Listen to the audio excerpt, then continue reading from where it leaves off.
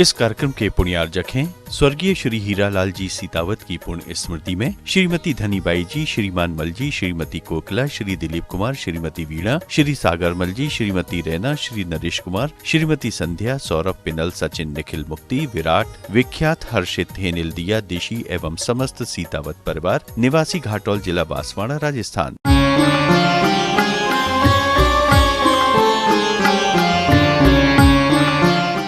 आज उत्तम शौच धर्म का दिन है और जैसे जैसे व्यक्ति के अंदर लोभ वृत्ति घटती चली जाती है, संतोष आता जाता है, वैसे वैसे यह व्यक्ति के अंदर उत्तम शौच धर्म बढ़ता चला जाता है।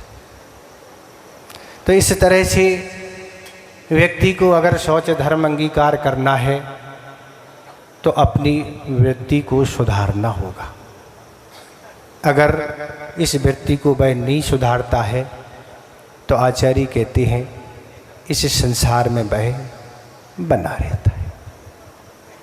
पर इस प्रसंग को लेकर आचार्य गुणभद्र महाराज ने एक दृष्टांत आत्मानुशासन में दिया है कि एक जंगल में चमरी मृग रहती है, उसके बाल बहुत सुंदर होते हैं और बालों की सुरक्षा का लोभ उसको हुआ करता है और वह जंगल में विचरण करती है और उसे सिंह और भील आदि से बहुत डर रहता है कि ये हमारे प्राणों को समाप्त ना कर दे।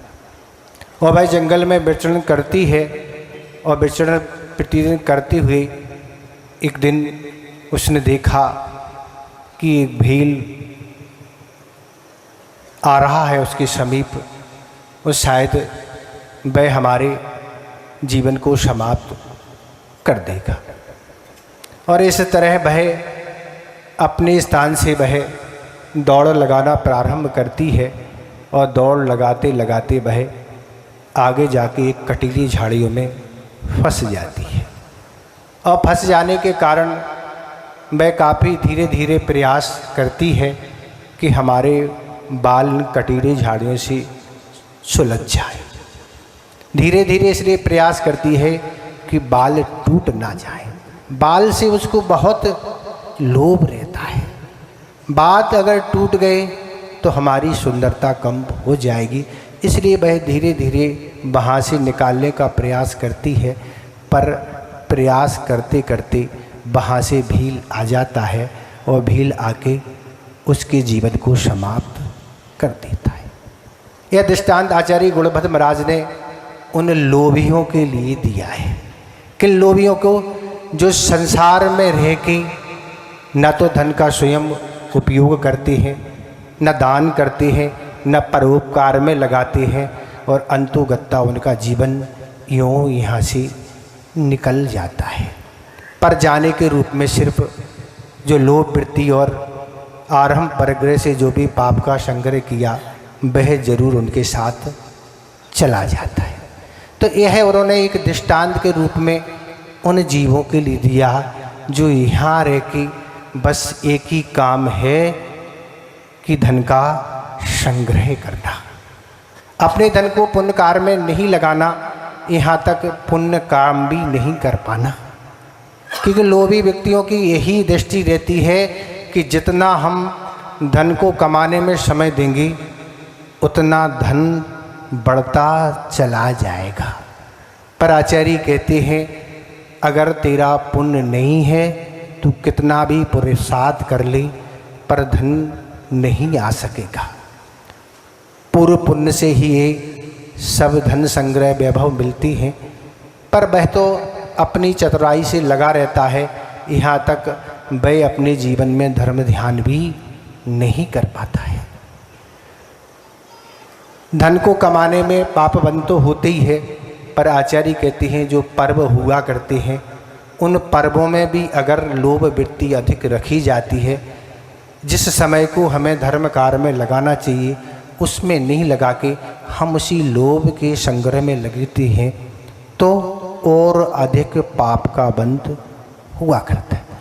क्योंकि कुछ लोग तो ऐसे होते हैं कि पर्व में पूर्ण रूप से व्यापार को बंद ही कर देते हैं और अपने से अच्छे से धर्म ध्यान करते हैं, कुछ सीमा बना के चलते हैं, तो तरह तरह की जैसी जिनकी अनुकूलता है वैसा वह करते हैं।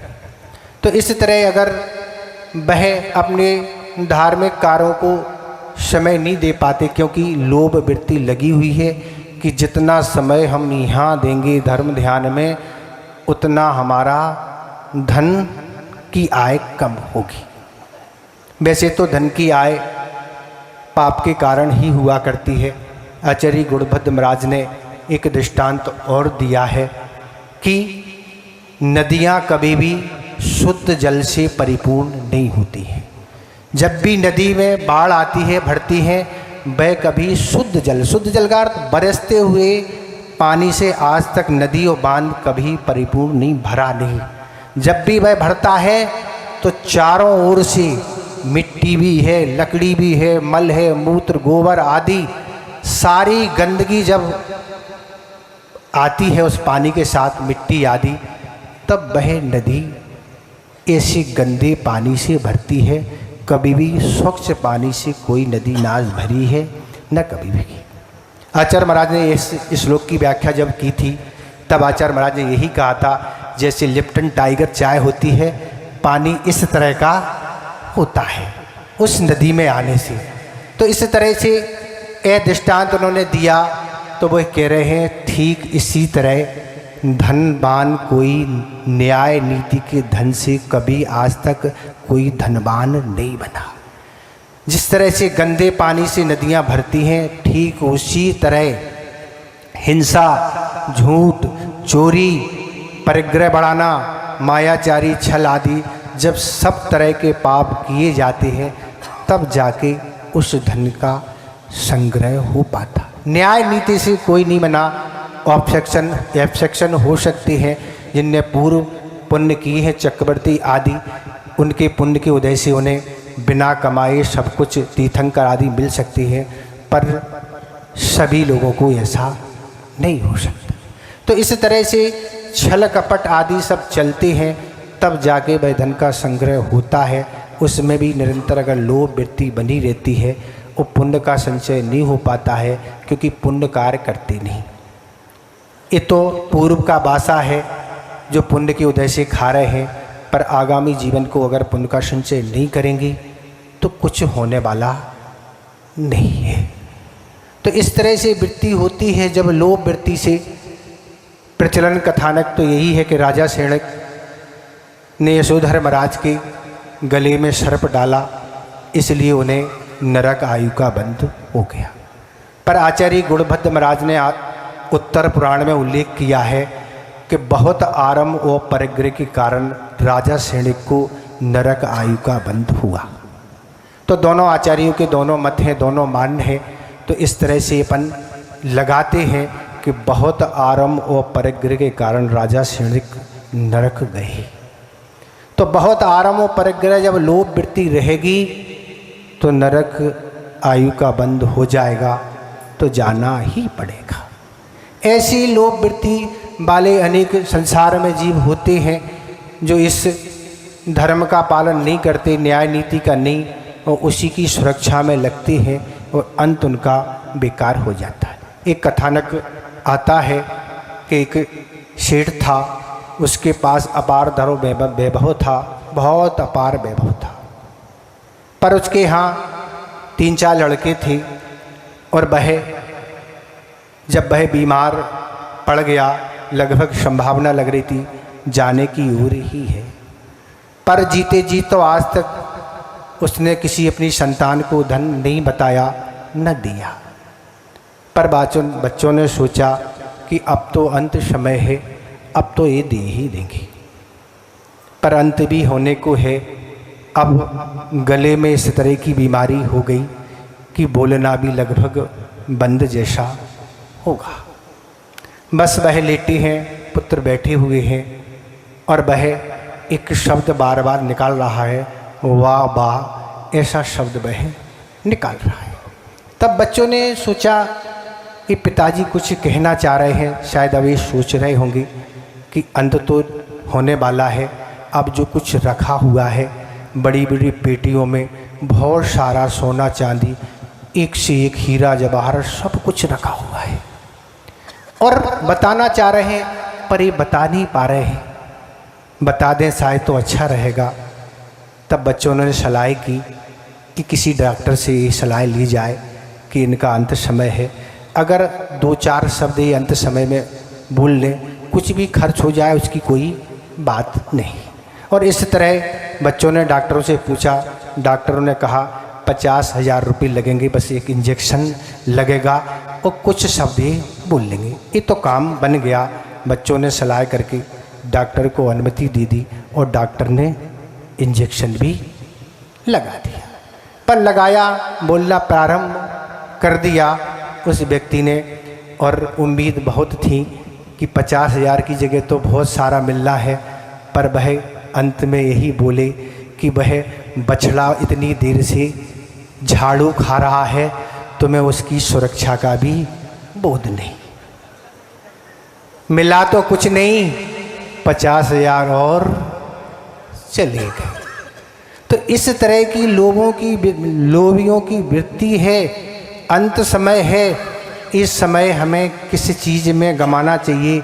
ये मनुष्य पर्याय कितनी दुर्लभता से हमें मिली हुई थी, जिसमें हमें याद करके अपनी संलेखना की तैयारी करके आगामी जीवन को सुंदर बनाना चाहिए।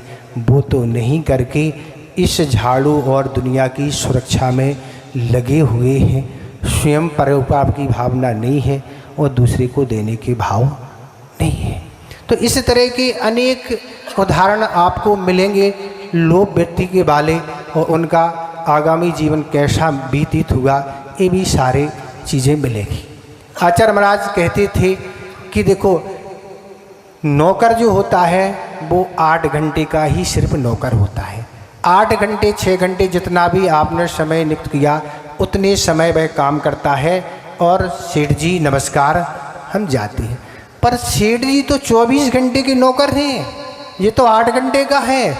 24 घंटे इसी गुणा भाग में लगे हैं। अब माल मंगाना है, अब माल भेजना है, अब ये खरीदना है, अब वो बेचना है। अब कहीं पहले तो साधन नहीं थे, आज तो मोबाइल का ज़माना है। आप कहीं भी रहो, मोबाइल क्रेन की तरह वह मोबाइल आपका काम करता रहता है। आप कहीं भी हो, इस तरह की आपकी वृत्ति बनी हुई है। इस वृत्ति से आप आगामी जीवन सुंदर बना पाएंगे कि नहीं बना पाएंगे, ये तो आप स्वयं सोचें। तो इस तरह के नौकर 24 घंटे के हैं। रात में भी नींद कब गायब हो जाए पता नहीं। और दिन में तो नींद आना संभव ही नहीं महाराज। दिन में तो संग्रह की बात है और रात में सोने की बात है। तो बहुत सारे तो रात का समय सपनों में ही गुजर जाता है। जो दिन में निकला है वह सपने के रूप में क्या होता है, रात में ही माल बेचते रहते हैं और रात में ही माल खरीदते रहते हैं। आवाज़ भी करते हैं ना। तो इस तरह लोभ वृत्ति अगर जीविकों की रहती है तो ये व्यक्ति अपना जीवन अच्छा नहीं निकाल पाता है। इसी बात को लेके एक व्यक्ति ने आचार्य महाराज से एक बार पूछा, जिनने आचार्य ज्ञान सागर के महाराज के बारे में बहुत कुछ पढ़ा था, बहुत कुछ सुना था। उन्होंने यही और पढ़ा और सुना था कि आचार्य ज्ञान सागर महाराज आगम के बहुत बड़े पारगामी थे, जिन्होंने अनेक संस्कृत ग्रंथों की रचना की, जिन्हें ज्योतिष का बहुत ज्ञान था और प्रतिष्ठाचारी भी थे। उन्होंने 40 प्रतिष्ठाएं कराई पंचकड़ा की। ऐसे पंडित भूरामल जी थे जिन्हें इतना अपार ज्योतिष का ज्ञान था कि लोगों को हाथ पकड़ना पड़ते हैं रेखा देखने के, वो बिना हाथ देके ही सब कुछ पढ़ लेते थे। यही तो विद्याधर का सब कुछ उनने पढ़ लिया था। विद्याधर जरूर सब कुछ से बचना चाह रहे थे, पर गुरु तो गुरु ही होते हैं, वह बच नहीं पाए। आखिर उन्हें सब कुछ स्वीकार करना पड़ा। तो इस तरह के वह बात जिन्होंने पढ़ा कि बहुत ज्ञान था, पर एक बार आचार्य महाराज से यही बात पूछी कि आपके गुरु ज्ञान सागर महाराज के बारे में हमने सुना और पढ़ा है कि बहुत उनको ज्ञान था, बहुत ग्रंथों की रचना की, आगम के अनुसार उनकी चर्या थी, ज्योतिष का भी बहुत ज्ञान, सब कुछ था। तो हम ये पूछना चाहते आपको क्या दे गए? आपको तो दे गए होंगे ना? हाँ बिल्कुल दे गए। हमें नहीं देंगे तो किसको देंगे? जरूर दे गए, और ऐसा दे गए कि जो कभी समाप्त होने वाला नहीं है। क्या दे गए? तो हमें यही दे गए कि तुम अपनी वृत्ति को निर्लोभ वृत्ति बनाना। कभी भी अपनी वृत्ति लोभ नहीं रखना। ख्याति, पूजा, लाभ और प्रसिद्धि का लोभ कभी जीवन में नहीं रखना।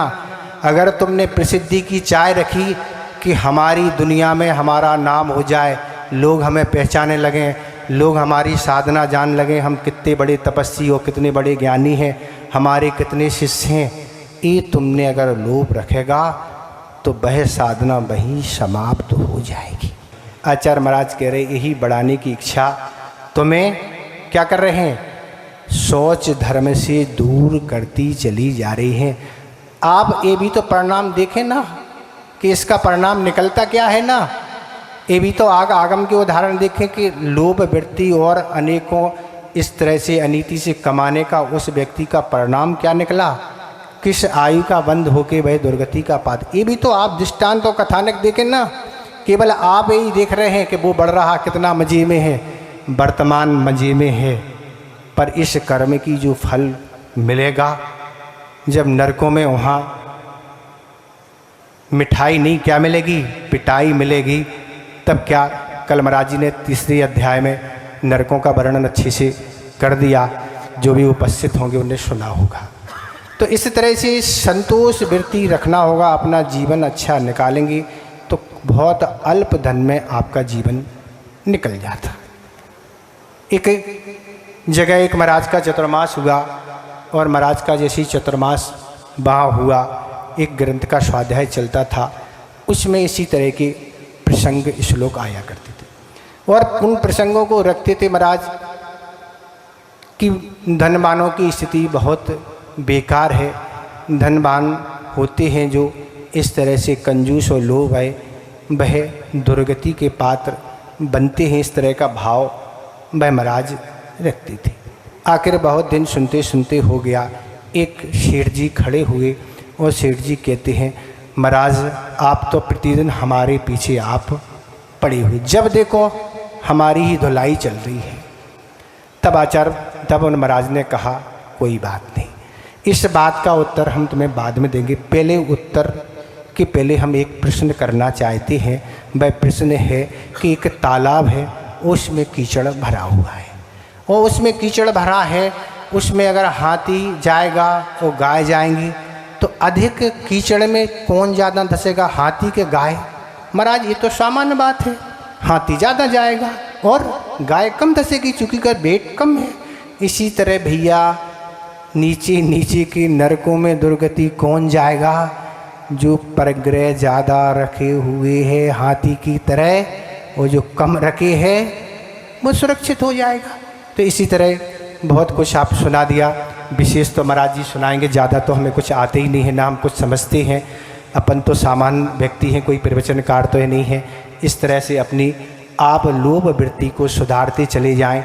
एक दिन निकालने की बात नहीं है कि आए और आपने 1 घंटा निकाल दिया है। महाराज एक दिन प्रतिदिन जा रहे हैं तो जा ही रहे हैं, पर अगर अपने जीवन में कुछ आ नहीं रहा है तो जा ही रहे हैं और चले जाएंगे। अनेकों वर्ष व्यतीत हो गए और व्यतीत हो जाएंगे। इस तरह अनेक प्रसंग हमने सुना दिए, अब ज़्यादा कुछ सुनाने की बात नहीं है, इतने ही पर्याप्त समझते हैं। अहिंसा परो धर्म की।